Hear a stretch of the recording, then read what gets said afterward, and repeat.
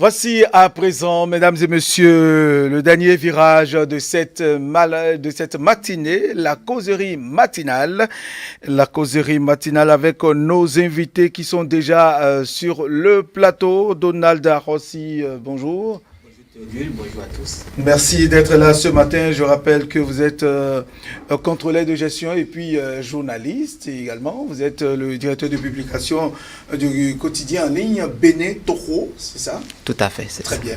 Merci de répondre à notre invitation. C'est moi. Avec vous sur ce plateau ce matin, Abdias Sosoupé, journaliste Radio Maranatha. Abdias Sosoupé, bonjour. Bonjour Théodule, bonjour à tous. Merci d'être là ce matin. C'est moi.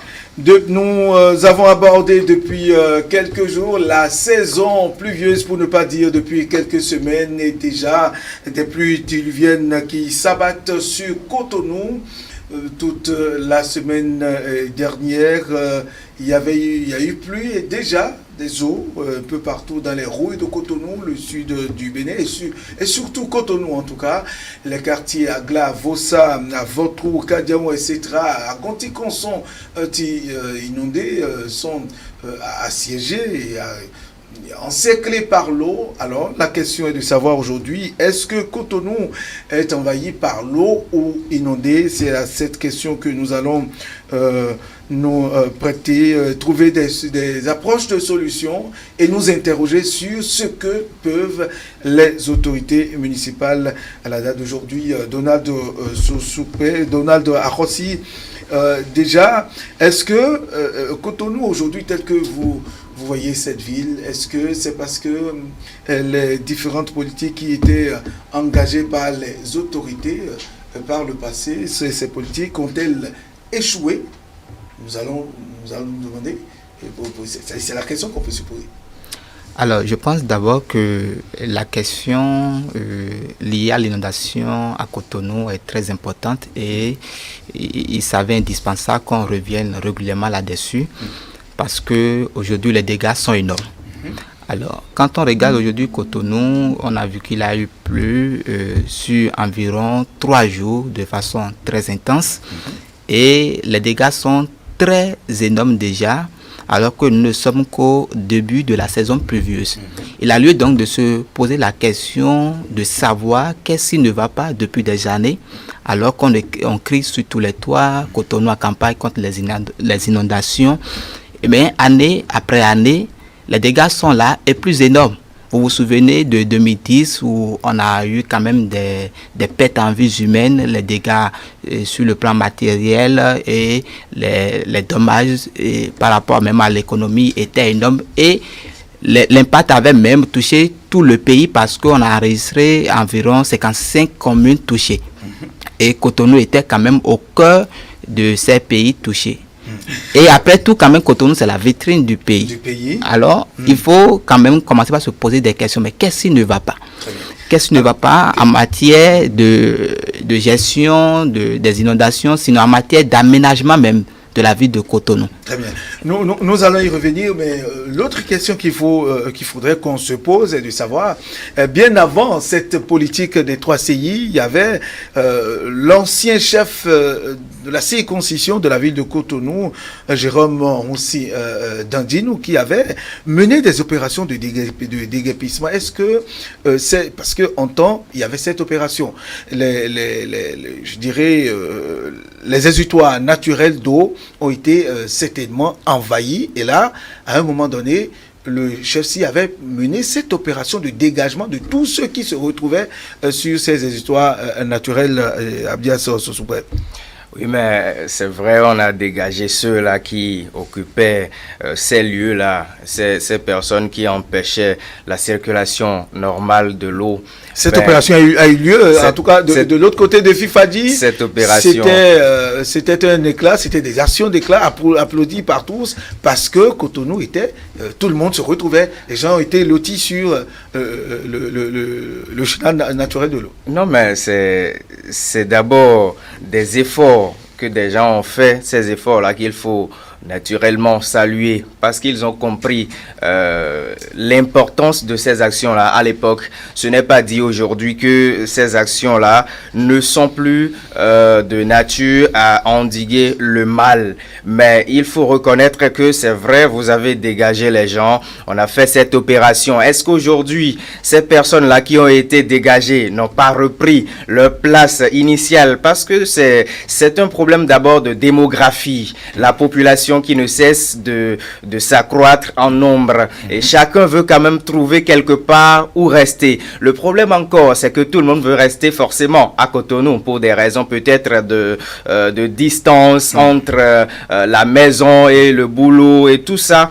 Quand on considère tout ça, il faut quand même commencer déjà par saluer l'action qui a été menée et à côté de ça, condamner ces récidivistes qui sont revenus sur ces lieux-là où ils étaient dégagés afin de faire passage à l'eau qui naturellement est sur son couloir. Personne ne peut dire que ce n'est pas le couloir normal de l'eau. On sait bien que là, c'est le couloir normal de l'eau, mais puisqu'on est confronté à un problème de démographie où on veut forcément être le citadin, ce citadin-là qui connaît Cotonou, qui vit au cœur de Cotonou, ce n'est que ça le problème. Oui, mais est-ce que là, vous accusez les autorités ou ceux qui sont des récidivistes qui sont revenus s'installer sur ces exutoires? C'est eux que vous accusez ou les autorités? Non, mais qu'est-ce que vous voulez? On doit mettre sur le banc des accusés et autorités et ces gens-là qui sont revenus. Parce que l'autorité quand même avait une idée, avait une vision en menant cette action. La vision, c'était quoi? C'était de faire passage à l'eau. Mais j'ai constaté par la suite que quand j'ai fini de faire mon travail normalement, les mêmes personnes sont revenues pour faire barrière. Est-ce qu'il y en a qui sont revenus sur ces exutoires d'eau aujourd'hui? Non, mais on ne saurait dire que des personnes ne sont pas revenues sur ces exutoires-là parce qu'on connaît, naturellement, on connaît le Béninois. Quand il n'y a pas une certaine rigueur derrière quelque chose, c'est sûr qu'on revient toujours à la charge et on se crée soi-même de problèmes. Le problème aujourd'hui, je le réitère, c'est que tout le monde veut vivre à Cotonou, tout le monde veut s'installer à Cotonou. Très bien.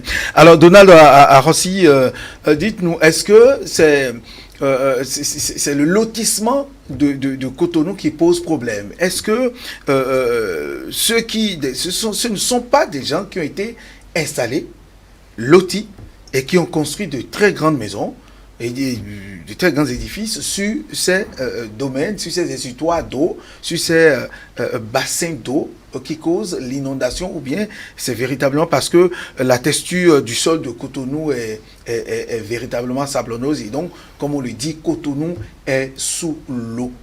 Alors, l'ensemble des facteurs que vous avez évoqués sont valables. Vous savez, il y a un rapport qui est issu d'une journée de réflexion sur les conséquences socio-économiques et sanitaires liées à l'inondation à Cotonou. Et à l'issue de ces travaux, le rapport indique qu'il y a essentiellement 4 facteurs qui déterminent l'inondation à Cotonou. Le premier facteur est lié à l'occupation du sol. Et dans ce rapport, il est dit que les marais qui sont censés naturellement accueillir les eaux de ruissellement sont occupés essentiellement à hauteur de 62%. C'est-à-dire que 62% des marais sont occupés à Cotonou. Et quand on va un peu plus dans le détail, il y a 473 hectares de marais non lotis qui sont occupés et qui représentent 12% de l'occupation du sol. De l'autre côté, nous avons 500 hectares de marais lotis, habités, qui représentent 28,5% de l'occupation du sol. Du coup, il y a un problème. Parce que comment on peut lotir des marais et pour que les gens aillent habiter là? Il y a un problème de responsabilité citoyenne, il y a un problème de responsabilité d'autorité qui se pose. Comment nous sommes venus à ce point? Alors qu'au préalable, il y a eu des études à Cotonou qui ont montré qu'il y a des endroits qu'on ne doit pas occuper.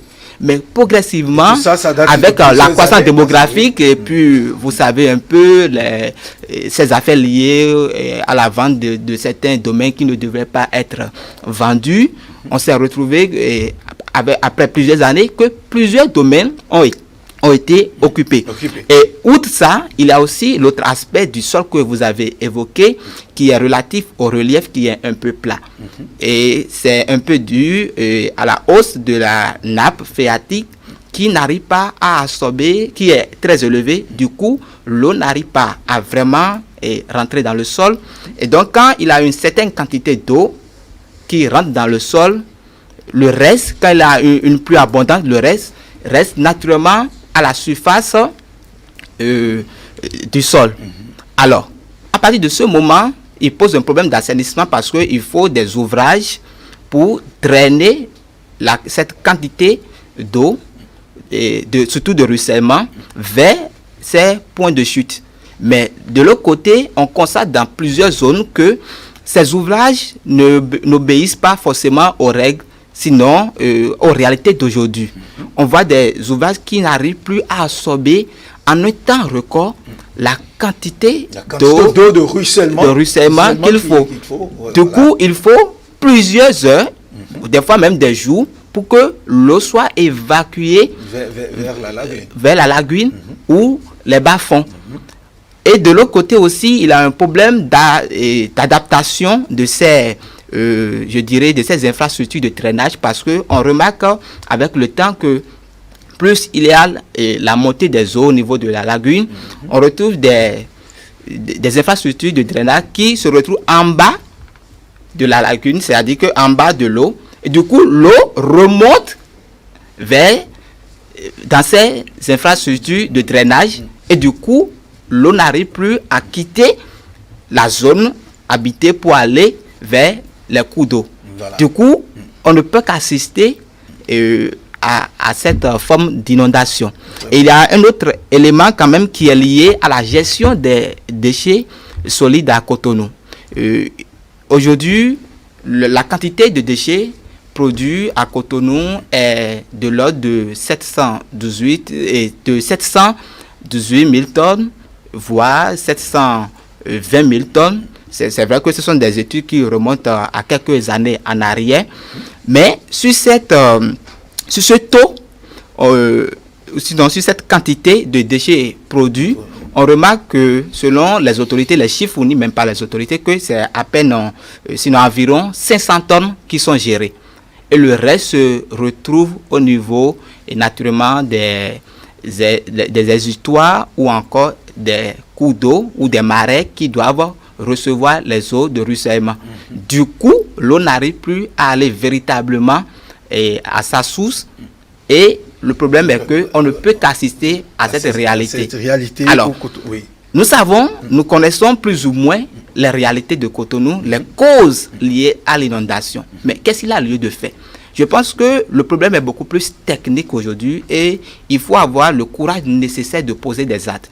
D'autres vont même jusqu'à proposer que les gens qui sont dans ces marais soient dédommagés ou déguerpis selon le cas, parce que d'autres ont acquis quand même ces endroits légalement. Je ne vous interromps pas, Donada Rossi. Nous aurons le temps d'aborder les solutions, mais nous sommes en train d'évaluer les problèmes, de voir les problèmes qui se posent, ce qui cause ces inondations, si on peut le dire, si véritablement Cotonou est inondé, ou ces eaux qui envahissent les rues de Cotonou. Abdias Sossoupé, vous êtes à Cotonou il y a quand même peut-être une vingtaine d'années. Vous avez vu ces politiques qui sont installées. Nous avons parlé de la politique de l'ancien chef de circonscription Jérôme Ronsi Dandinou. Après ça, il y a eu les 3 CI avec l'ancienne équipe de la mairie de Cotonou. Il y a le PUGEMU, tous ces projets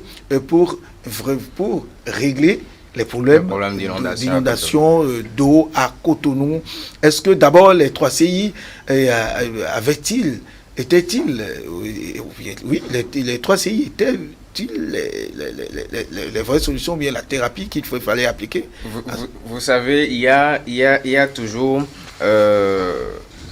un esprit de propositions, de pistes de solutions. Mais l'autre chose, c'est le fait d'amener en application, d'appliquer ces solutions.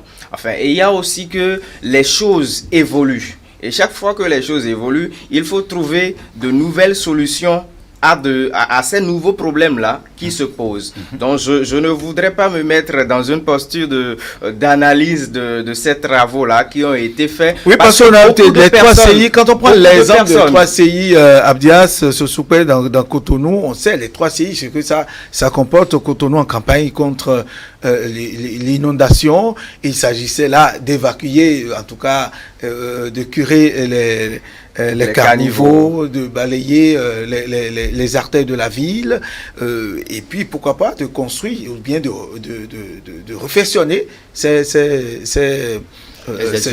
histoires d'eau qui étaient installées. Je ne veux pas me mettre... Mais est-ce que ça avait porté... Au fait, c'est l'analyse. Non, mais à ce moment, à l'époque... Ça avait apporté la... À ce moment, on ne saurait dire que cette mesure n'avait pas porté. Parce qu'aujourd'hui...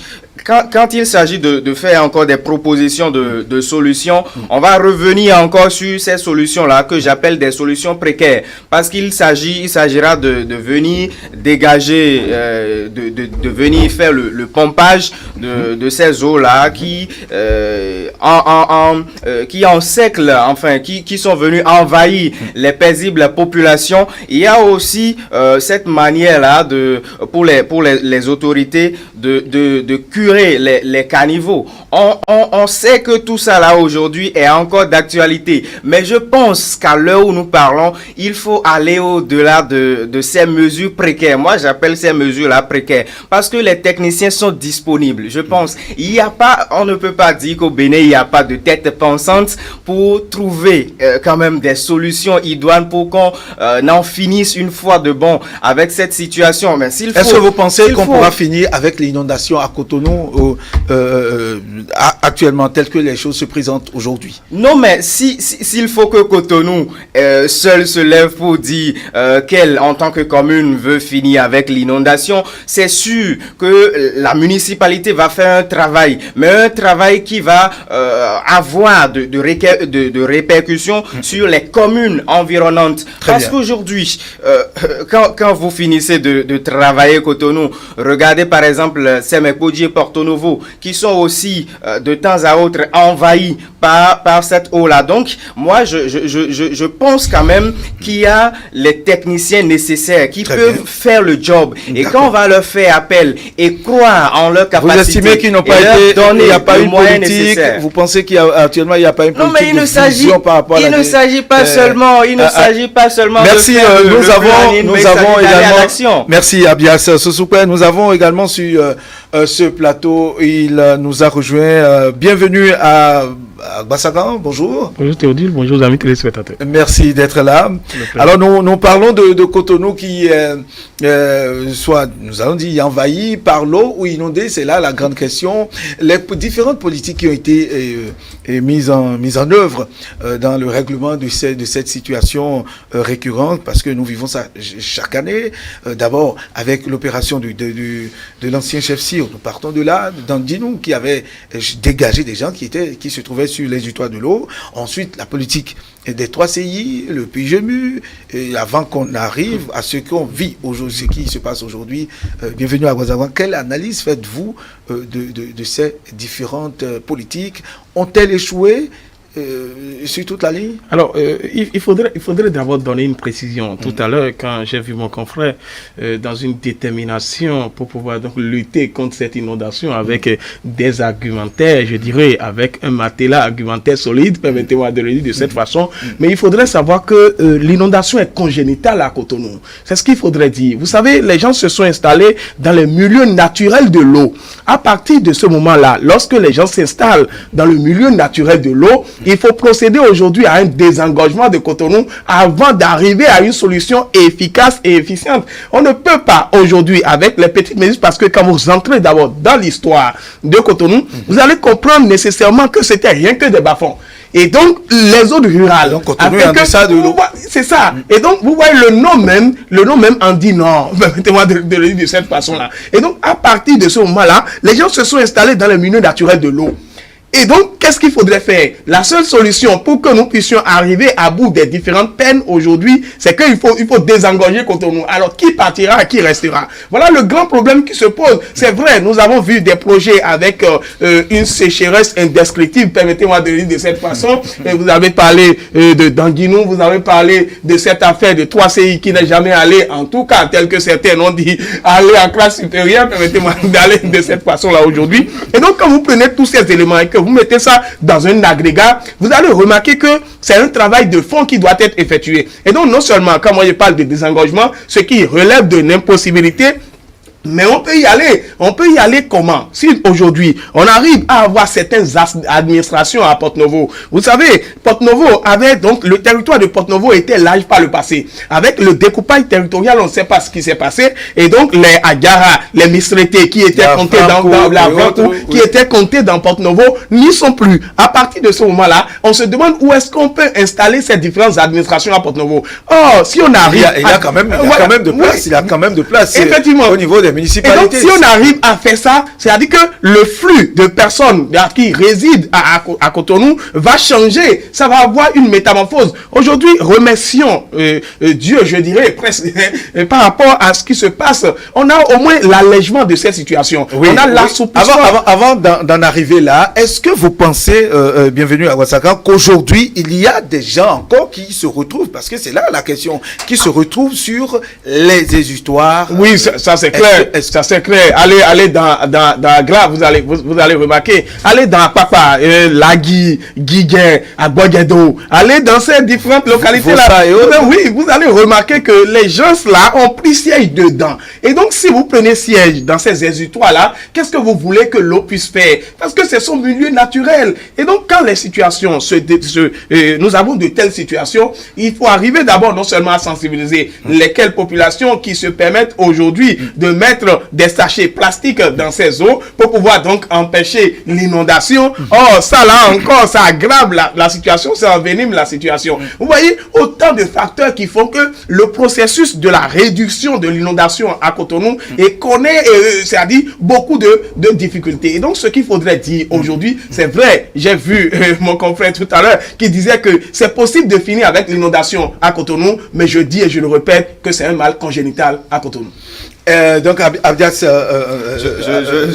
si vous permettez, oui, nous allons permettre à Donald de réagir, puisque tout à l'heure il est allé dans les données techniques pour démontrer et comment est-ce que d'abord quand on parle de 3CI, oui, cette politique qui véritablement n'a pas apporté grand chose, si je me réfère à votre développement à Cotonou, à la ville, ce sont donc des palliatifs qui aujourd'hui replonge la ville dans les mêmes travers.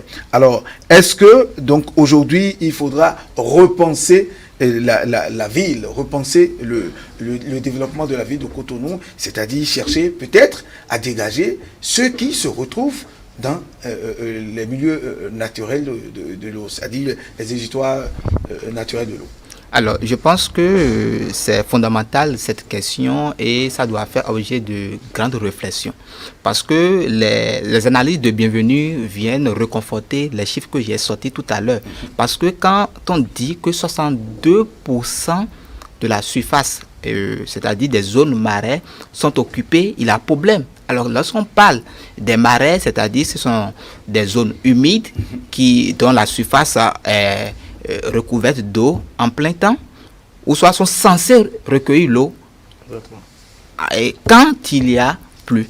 Mais on dit que 62% de cette zone est habitée aujourd'hui. Mais c'est un danger, c'est une bombe à retardement parce que aujourd'hui, si nous ne pensons pas des solutions durables, ça risque de nous rattraper. Et le problème aujourd'hui est que l'ensemble des politiques qui ont été développées à Cotonou pour lutter contre les inondations, ce sont des politiques qui sont éphémères. C'est-à-dire qu'on a essayé de trouver des solutions atténuantes, pas des solutions à longue durée, pas des solutions durables.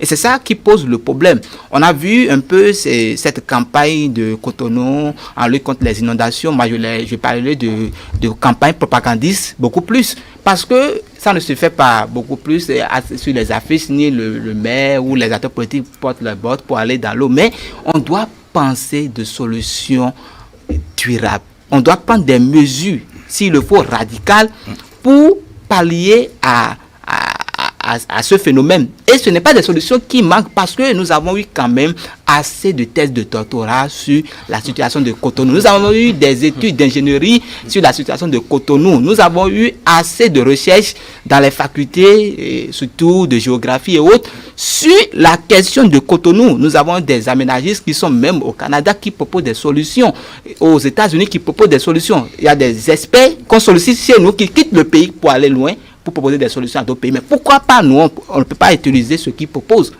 C'est parce que peut-être nous voulons prendre des mesures qui vont satisfaire aujourd'hui et demain les mêmes problèmes vont revenir parce qu'on est trop pressé. Oui. Il faut qu'on ait le courage de prendre des mesures radicales.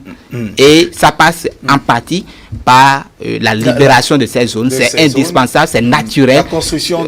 Alors, avec ce qui se fait aujourd'hui, bienvenue à Ouagazagan, par rapport au projet asphaltage, est-ce que aujourd'hui, c'est vrai, à certains endroits, ces ouvrages asphaltage ne viennent pas résorber un tant soit peu ces problèmes d'inondation par endroit? Oui, je suis d'accord avec vous. Oui, je vais citer le cas de Agra à Clomain, permettez-moi de le dire, parce que si vous voyez en 2010, c'était impossible, les gens se prenaient même de pirogues pour pouvoir passer en période de crue.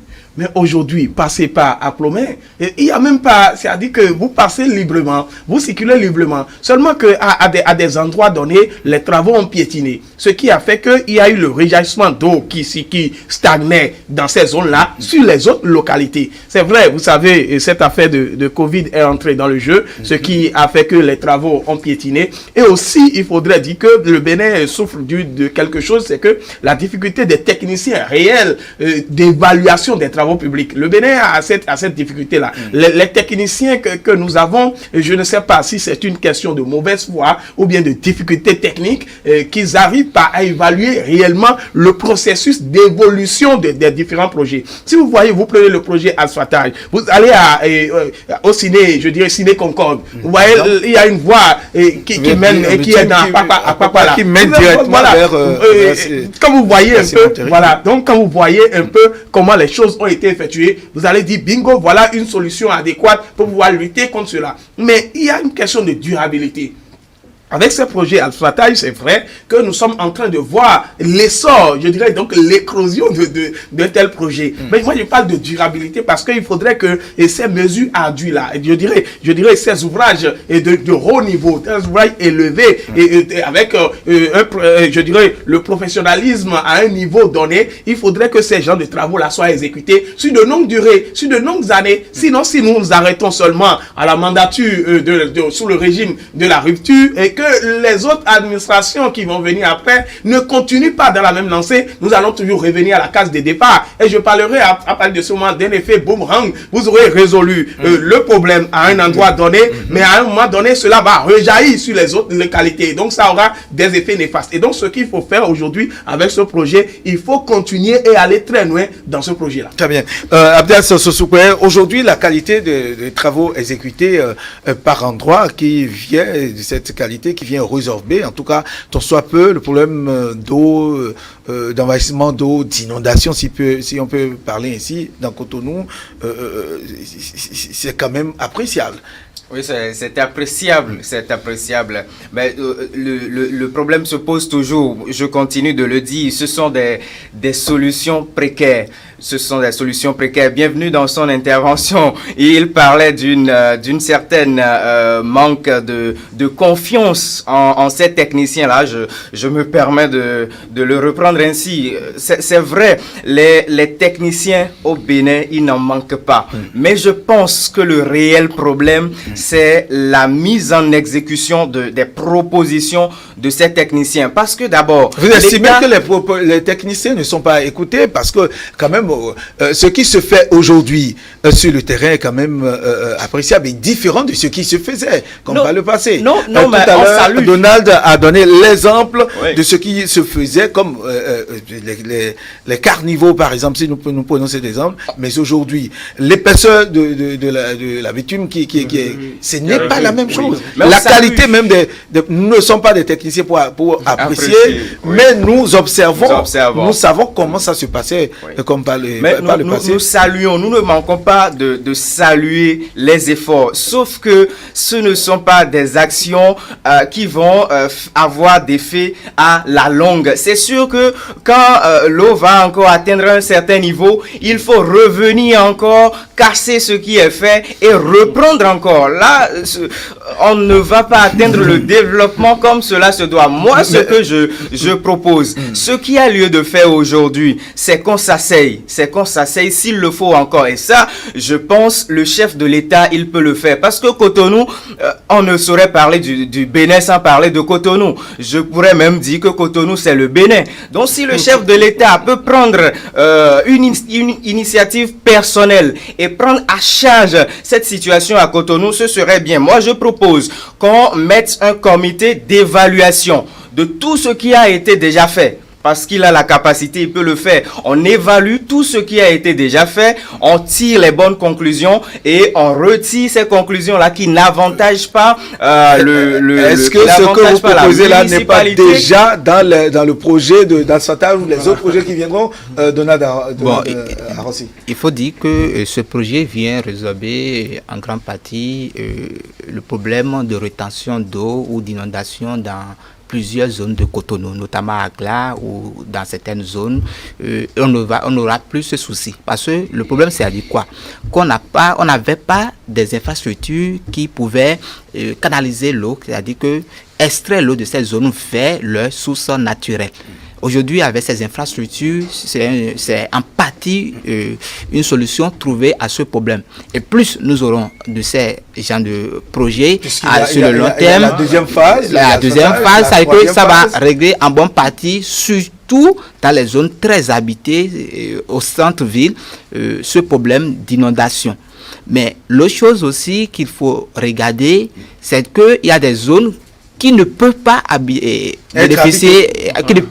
habité et bénéficier même de ces infrastructures. Alors, nous devons, au-delà de ce projet d'aménagement de la voirie urbaine, c'est-à-dire repenser le problème, sinon les solutions par rapport à l'inondation à Cotonou. Et cela suppose que nous devons mettre Cotonou sur maquette aujourd'hui. Comme quand vous allez à Paris, à New York, on est capable de mettre Paris sur maquette pour vous dire que d'ici 30 ans, à l'horizon 2050, c'est le visa qu'on veut pour Paris. D'ici 2050, c'est le visa que nous voulons pour New York. Alors, qu'est-ce qu'il a lieu de faire pour que Cotonou soit dans tel état d'ici 10 ans, 20 ans, 30 ans? Et là, ça va nous amener à poser que des solutions à longue durée. Parce que vous supposez, talons à eu l'ingéniosité de nous apporter le projet Alphatage. Beaucoup ont découvert même ce mot grâce à ce projet. Et c'est pour un quinquennat. Le quinquennat qui va suivre, les décennies qui va suivre, qu'est-ce qui va venir? Allons-nous continuer par proposer des solutions par quinquennat, mais développons des solutions à longue durée. Et même quand ça va partir, celui qui viendra prendre le pouvoir puisse continuer. Nous devons planifier notre développement aujourd'hui. On ne peut plus continuer par improviser. C'est vrai qu'aujourd'hui, chaque locataire de la Marina qui vient, c'est vrai qu'il a des projets qui vont à long terme, mais dans la plupart du temps, on est beaucoup plus préoccupé par les résultats immédiats. Et quand on est préoccupé par les résultats immédiats, ça pose un problème parce que c'est un peu ça, ce à quoi on se rend compte aujourd'hui. Parce que quand vous construisez des caniveaux et 5 ans après, ces caniveaux ne peuvent plus absorber la quantité d'eau de ruissellement sur les mêmes voies qu'il y a 5 ans. C'est-à-dire il y a un problème. C'est-à-dire qu'on n'avait pas vraiment pris en compte les effets tels que les changements climatiques qui intensifient aujourd'hui la pluie à Cotonou et ses environs aujourd'hui. Et c'est d'ailleurs dans tout le pays, Et bienvenue à rappeler 2010, mais il y a des chiffres de 2010 qui doivent quand même commencer par nous alerter vu l'intensité de la pluie. En 2010, je l'avais dit, c'est 55 communes qui ont été impactées de différentes manières. C'est plus de 400 écoles qui ont été impactées sur toute l'étendue du territoire national. C'est environ 92 centres de santé qui a été impacté. Il y a problème. L'économie a été impactée à hauteur de 78 milliards. Les pertes enregistrées s'élèvent à 48,8 milliards en 2010. Et ça, c'est un rapport qui a été approuvé par l'OMS et la Banque mondiale. Ça veut dire qu'il y a vraiment de quoi s'inquiéter. Et je vais profiter quand même pour lancer un appel au gouvernement de commencer par activer les cellules de catastrophes naturelles dans les préfectures, dans tous les départements du pays pour qu'on puisse commencer par prendre des mesures aujourd'hui. Parce que quand ça va commencer, c'est-à-dire si ça continue comme ça, on risque d'assister à la crue des cours d'eau, des lagunes, des rivières. Et du coup, vous connaissez ceux qui payent en même temps le prix, ce sont les paysans. Et après, ceux qui sont proches de ces zones, et aussi dans Cotonou. L'activité économique va prendre un grand coup. Et donc, c'est la vie sociale et économique même du citoyen béninois qui prendra un véritable coup. Et je reviens pour dire qu'en 2012, c'est environ 680 000 personnes qui ont été impactés par les inondations au Bénin. C'est énorme. Très bien. Alors, oui, allez-y. Rapidement. Je voyais tout à l'heure Donald qui parlait du quinquennat, et c'est ce que je dis, la continuité du service public en réalité. Vous voyez aujourd'hui, avec ce projet Asfata, on est en train de résoudre un certain nombre de problèmes. Je me dis, lorsque le président actuel partirait, je mets ça au conditionnel, à la fin de son mandat, et lorsqu'il va partir, est-ce que réellement ceux qui vont continuer, parce que ce que nous voyons sur le terrain, les gens sont non seulement contre ce projet-là, qui ne voient que rien que le mal dans ce projet-là, lorsque cela viendrait, permettez-moi de le dire, et est-ce que réellement le projet sera continué? Ça va rester dans la continuité, je dis. Bien que nous disons que le service public, c'est dans le registre de la continuité, on parle de continuité du service public. Et donc voilà autant de questions qui me fait dire, est-ce que réellement on sera à bout de nos peines? Il a parlé tout à l'heure de mettre au niveau de chaque préfecture des cellules de catastrophes naturelles. Ça existe, il faut les activer. Parce que vous voulez revenir là-dessus, parce que ça existe réellement. Et donc, il faudrait nécessairement que ceux-là se mettent dans la danse pour que nous puissions avoir réellement, en tout cas, les indices nécessaires afin de résoudre aux différents problèmes d'inondation que nous avons. Alors, c'est annoncé, un instant, Abdias, c'est annoncé d'ailleurs par les techniciens que, attention, 2020, nous risquons d'avoir une très grande pluviométrie qui serait même différente de ce qu'on a vécu l'année dernière, presque pour 2010. Ce sont les prévisions. Oui, ce sont les prévisions. Et d'ailleurs, c'est pourquoi je dis qu'il y a au moins un assouplissement. J'étais passé dans une localité hier, je sors un peu de Cotonou et je vais dans Redomé, dans la commune d'Abou-Calabi. Et vous allez remarquer que les projets d'asfaltage qui sont en cours dans cette zone-là, lorsqu'il y a eu inondation sur la voie en construction, qu'est-ce que les techniciens ou bien les ouvriers de ces travaux-là ont fait systématiquement? Ils ont essayé d'ouvrir les différents caniveaux pour que l'eau puisse aller dedans et circuler normalement. Et ça a facilité la circulation pour ceux qui doivent quitter Cocotomé et ses environs. Ce qui n'est pas permis, attention. Est-ce que c'est sur l'autorisation de l'autorité? Non, c'est en plein travaux. Ils sont en plein travaux. La population est en difficulté. Tout le monde doit passer par là. À partir de ce moment-là, qu'est-ce qu'il faudrait faire pour soulager? Il y a état de nécessité, je dirais même. Et donc, puisque la population veut la satisfaction, il faut satisfaire. L'autorité est là pour qui? Pour satisfaire le peuple qui l'a mis là. C'est ce qu'il faudrait comprendre. Et donc, voilà des mesures qu'il faudrait prendre parce que nous avons des indices afin de repérer les différents endroits où il faudrait régler très rapidement, trouver une solution palliative parce que nous sommes dans l'urgence, parce que quand c'est urgent, c'est déjà trop tard. À partir de ce moment-là, ce sont des solutions palliatives afin de pouvoir réfléchir au plus vite pour une solution définitive. Très bien. Oui, la continuité de nos différentes administrations. Bienvenue le disait, si il arrivait que le président actuel quittait le pouvoir d'ici quelques mois, quelle sera la suite de ces travaux. C'est pourquoi moi, ma proposition, c'est qu'on mette en place un comité d'experts, un comité de sachants, indépendamment de toute politique politicienne. Parce qu'on sait que Cotonou est en danger. Il faut sauver Cotonou et oublier la politique, mettre la politique de côté et sauver les paisibles populations. Parce que nous ne sommes pas sans savoir les conséquences néfastes de ces inondations-là, les paisibles populations qui n'ont plus où abriter, qui sont envahies par l'eau. Même, il arrive parfois que pour des raisons d'intensité de la pluie, certains qui vivent même sur des étages arrivent quand même à être envahis par l'eau qui est en train de passer grâce au vent. Donc pour pallier à tout ça, moi je pense aujourd'hui qu'il faut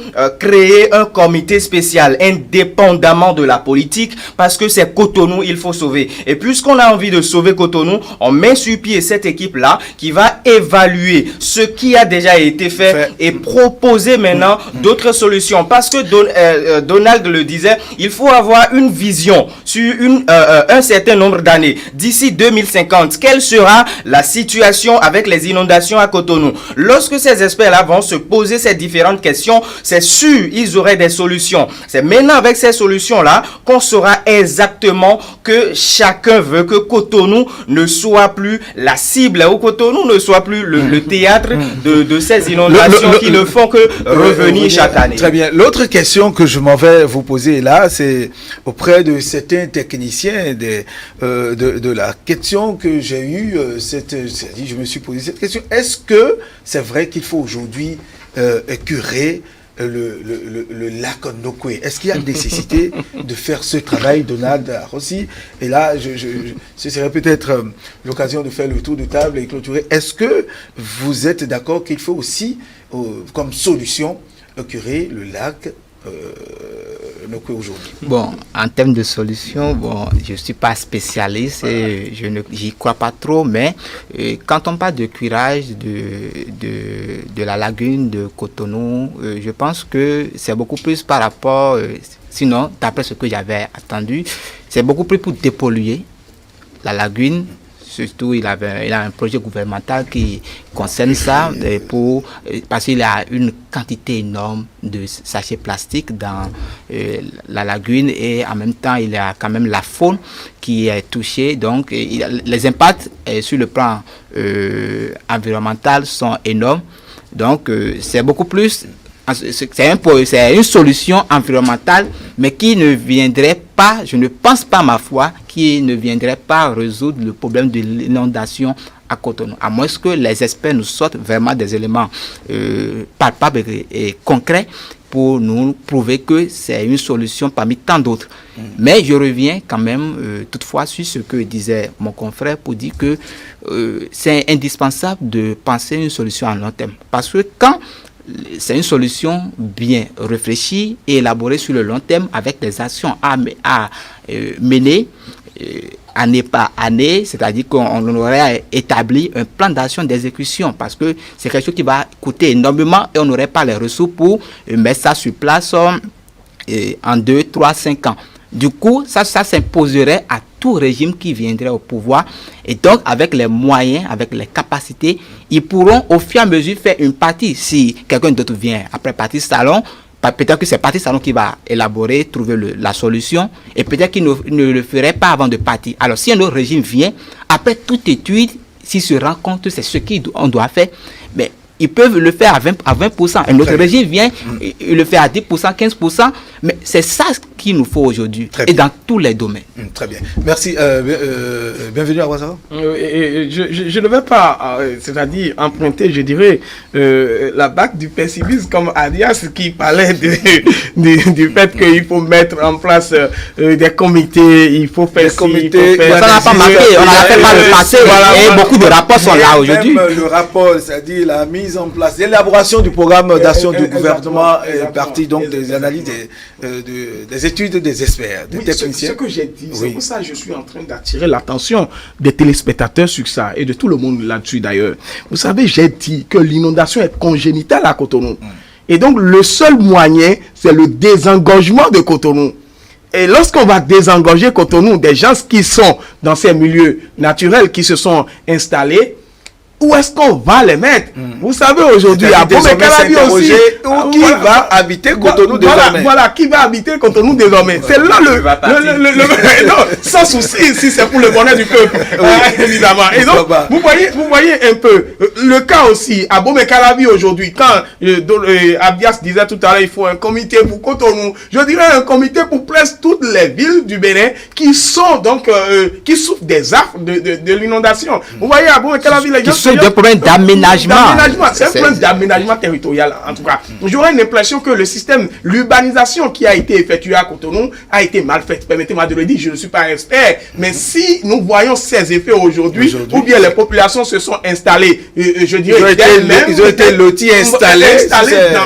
Voilà. Donc, et tout le monde encore veut vivre à Cotonou. Voilà encore le mal en réalité. Et donc, ce qu'il faudrait dire aujourd'hui, il faudrait que nous aussi, nous protégeons notre environnement. Parce qu'il faudrait que nous adoptons des comportements écolos, les comportements écologistes. Parce que quand vous prenez des gens qui mettent déjà des sachets plastiques, ou bien il y a d'autres qui cherchent de bois, on va chercher des caillasses et on met cela dans l'eau. Vous voyez tout ça là, ça permet aussi à l'eau de stagner. Vous pensez évacuer l'eau, mais c'est encore, vous êtes en train de contribuer à une stagnation à haut degré, permettez-moi, à haut degré de l'eau. Donc voilà des choses qu'il faudrait nécessairement et attendre à ce que la continuité de l'administration puisse travailler efficacement. Il y a un nouveau maire aujourd'hui à Cotonou et je sais que son parti politique, ce qu'ils avaient porté, c'est maintenant le cap. Le cap qui est, il parle du dynamisme qui a été imprimé ou implémenté depuis l'euro et donc il faudrait que eux aussi, que ce dynamisme-là soit appliqué pour que eux, ils soient applaudis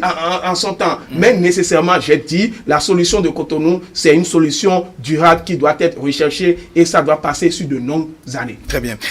Abias, le dernier tour de table, est-ce que vous pensez qu'aujourd'hui, ou sinon, que peuvent les municipalités aujourd'hui, à l'heure où nous parlons pour Cotonou? C'est vrai que nous avons déjà évoqué des projections à long terme. Il faut toute une programmation et qui doit durer dans le temps.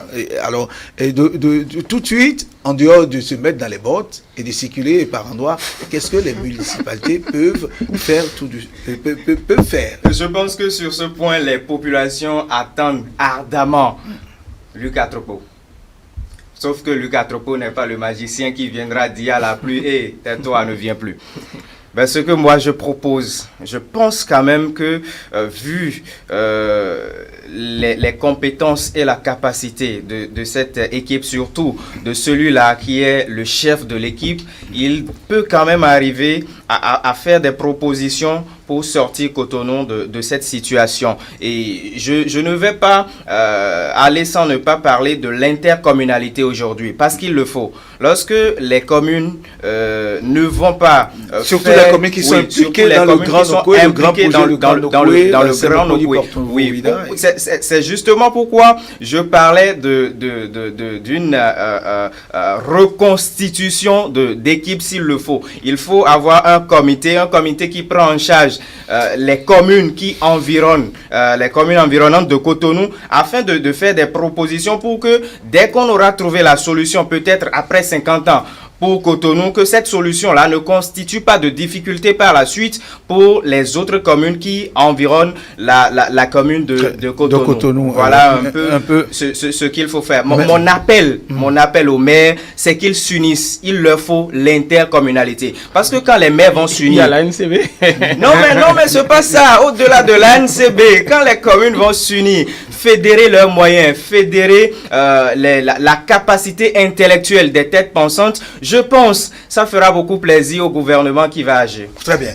Donald Arros, nous ne lèverons pas les municipalités, surtout la municipalité de Cotonou. Je pense que la municipalité ne peut que renforcer les solutions atténuantes. C'est-à-dire en matière de gestion des déchets, parce qu'il y a une bonne partie des déchets qui sont dans les exutoires ou encore au niveau des cours d'eau. Parce que j'avais donné des chiffres ici et sur environ 720 000 tonnes de déchets produites 720 tonnes de déchets produits à Cotonou chaque jour. Ce n'est que 500 qui sont collectés et les autres se retrouvent au niveau des cours d'eau. Donc je pense que la municipalité aura à faire fort en ce qui concerne la gestion des déchets, à renforcer ça, à aussi s'évertuer dans la libération des exutoires d'eau naturels, parce que c'est indispensable. Il faut libérer les lieux naturels de l'eau pour que l'eau puisse aller vers ses sources. Mais il faut se dire que la solution durable pour finir avec l'inondation à Cotonou est au-dessus de la municipalité de Cotonou. Ne nous leurrons pas, c'est un problème que l'exécutif doit prendre à bras le corps. Si les citoyens attendent de lui qu'à Tropo pour résoudre le problème de l'inondation à Cotonou, je pense que ils sont des rêves d'une. Ils sont dans